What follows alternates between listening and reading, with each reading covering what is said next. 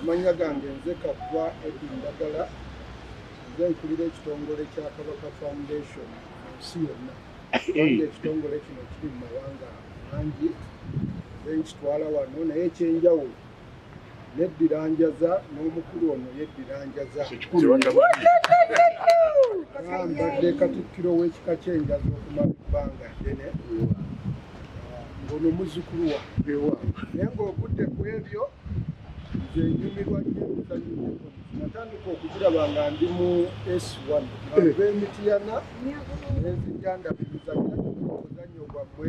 nagusimanyi mbadde ngiraba ddala nga tujaguza emyaka gino 7 egyabeemu mwaka guno mukulu nnyo kubanga tumaze emyaka kumpi nga 12 ateri kabaka wa Buganda aweza myaka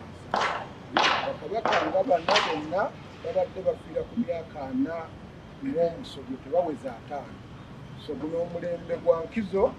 kifa Abaganda b'omulembe guno tusobodde okuumba kabaka waffe ate twongere omukuuma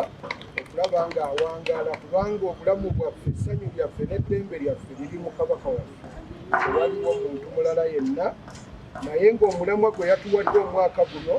kwe kwekuuma akawuka ka siriimu naddala nga ffe abasajja tutaasa omwana omuwala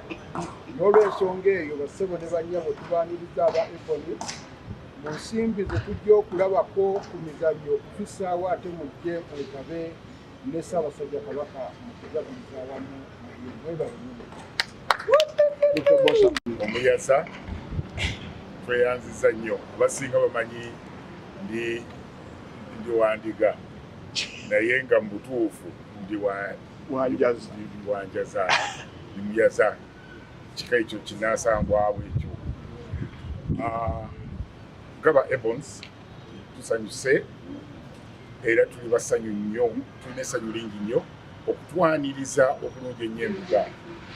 tweyanziza nnyo tweyanzeebe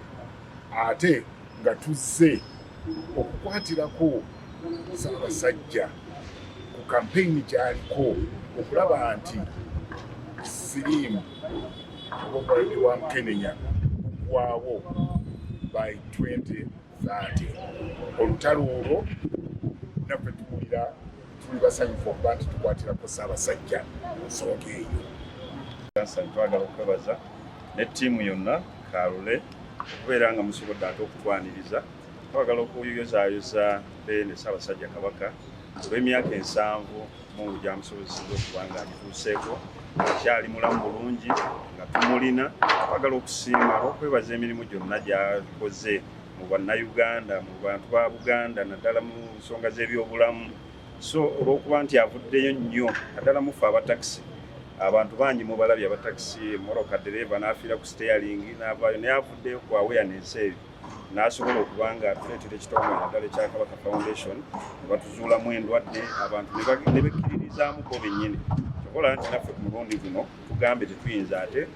okulekerera misinde gino tulina okubaawo olunaku olw'Essande badereva abatakisi bonna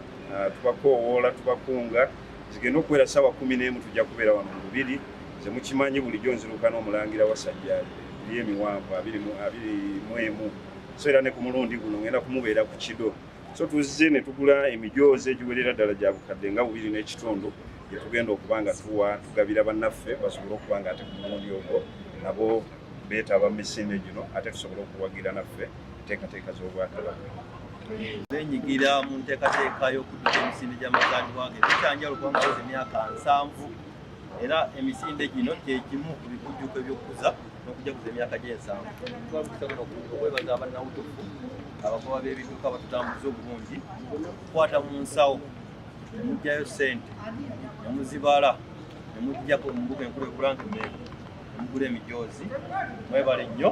mwebalire ddala kuno kikwasa Mwami Rashid Sekindi ne ttiimu yonna Mayamba Alhaji mwebale nnyo kyemukola kya ttendo era nsaba tugende bwe tutyo. Ne nkubiriza abantu basigaddeyo nti ku Lwokutaano essaawa zinaawerera meka ng'emijoozi giweddeyo tolinda kuguza kajoozi ku mitwalo 10 nga kamitwalo 2 tuka misinde ku mbuga Bulange Mmengo ne ku Masengere sobola okufuna akajoozi. Omulamwa kulwanyisa Mukenenya tulina okuwala Mukenenya kuba Ssaabasajja yemunnya nnyo okulwanyisa Mukenenya mu ggwanga lyaffe Uganda ne mu Africa okutwaliza wamu. So tubeebaza mwebale nnyo, mwebalire ddala.